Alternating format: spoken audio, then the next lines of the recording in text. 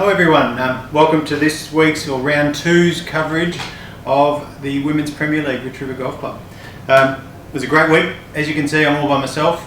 Ben's away on leave, Steve's got a day off and Rosalie's looking after the shop, so I hope I can do a reasonable job. I've got the computer in front of me to give you a rundown of what the scores were.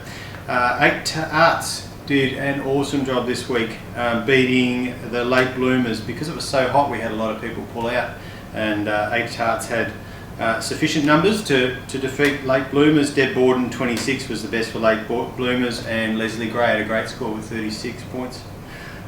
In the second game, 19th hole champions played the odds and sods, and the odds and sods, led by Elizabeth Pollock this week, had 35 points, defeated the 19th hole champions.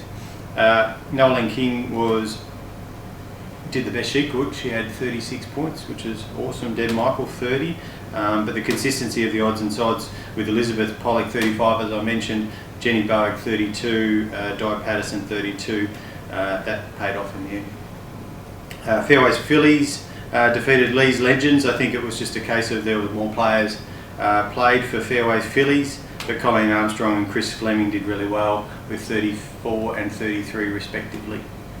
The match 4 was the Ducks against Pitch Perfect, and the Fluffy Ducks were defeated by Pitch Perfect, 119 to 111. Good scores there. Winnie Lavery 34, Josie Kirkman 31 for Pitch Perfect.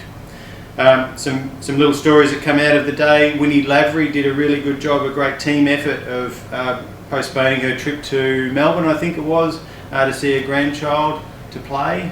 Didn't quite work out for her though. Wasn't her fault. She did produce a good score at, as I said, 34, and then she ducked off to Melbourne to see her grandchild. So congratulations to Winnie for that as well. I did hear that Dale Hoare putted really well this week. She didn't do quite so well at Warrnambool. I think there was a 6 putt somewhere there at Warrnambool and a few other 3s and 4s. But apparently this week, back on home soil, she's putting much better. That was about all. I did hear that Pam also spent a bit of time in the trees, Pam Taylor, but that's not uncommon. I don't think that's news. If that's newsworthy, we'll be saying that each week, I reckon, for Pam. Although she does play reasonably well, I just think that she does find the trees a little bit more often than most. So to the ladder, we'll go 8 Hearts did really well, or has done really well the first 2 weeks, and winning both matches with a good healthy percentage, because the late bloomers did have such a small team. Pitch Perfect also winners this week and the week before. Fairway Fillies on 4 points with 1 win, and Odds and Sods with 1 win as well.